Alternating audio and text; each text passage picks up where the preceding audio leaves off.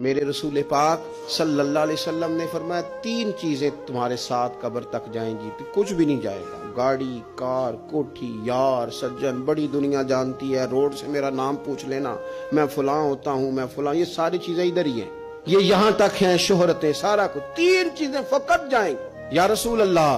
صلی اللہ علیہ وسلم وہ کون کون سی؟ تو نبی پاک صلی اللہ تعالی علیہ وسلم نے فرمایا ایک علم نافع، اپنے علم سے کسی کو فائدہ دے جاؤ،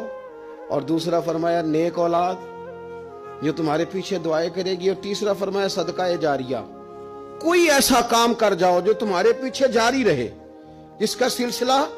بنتا ہی رہے، جس کی بات ہوتی ہی رہے، یہ صدقہ جاریہ ہے، یہ تمہارے لیے ہمیشہ جاری رہے گا۔ وہ شخص جس نے کنواں کھدوایا، وہ جس نے قبرستان کو جگہ چھوڑ دی، وہ جس نے رستہ کشادہ کر دیا، وہ جس نے اپنی زمین مسجد کو وقف کر دی، وہ جس نے مدارس کے لیے جگہ دے دی، وہ جس نے مسجد کی تعمیر کرا دی، وہ آدمی جس نے غریبوں کے لیے آسانیاں پیدا کر دی، وہ شخص جس نے قرآن پاک کسی کو پڑھا دیا، پھر جس کو اس نے پڑھایا اس نے آگے پڑھایا، پھر اس نے آگے پڑھایا، وہ جس نے کسی آدمی کی جائز سفارش کر کے اس کو کسی مشکل سے نکال دیا اور اس کی ساری اولاد اس کے لیے دعائیں کرنے والی بن گئی۔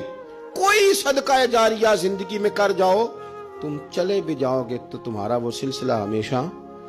جاری رہے گا۔ میرے عزیز، ضائع نہیں کریں وقت کو۔ میرے نبی پاک علیہ السلام نے فرمایا 2 چیزیں ایسی ہیں جن میں بہت سارے لوگ دھوکے کا شکار ہیں، انہیں غلطی لگ گئی 2 چیزوں کے بارے میں، 2 چیزیں، صحیح بخاری ہے، لوگ غلط فہمی کا شکار ہیں۔ 2 نعمتیں ایسی۔ یا رسول اللہ کون سی؟ فرمایا ایک تندرستی، ایک فرصت۔ لوگوں کو پتہ ہی نہیں ہمارے پاس کتنی بڑی نعمتیں ہیں۔ مجھے آج وقت ملا ہوا ہے، میرے پاس ٹائم ہے، میں درود پاک پڑھ سکتا ہوں، تلاوت کر سکتا ہوں، اللہ کو یاد کر سکتا ہوں، صدقات کر سکتا ہوں، کسی کی مدد کر سکتا ہوں، فرصت ہے،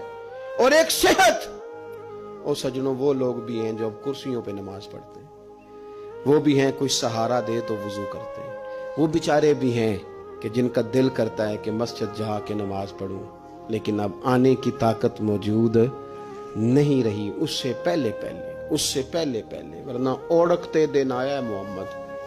انہیں ہور کڑی نو ڈوب جانا ہے۔ اپنی ڈائری کو کھول لیں،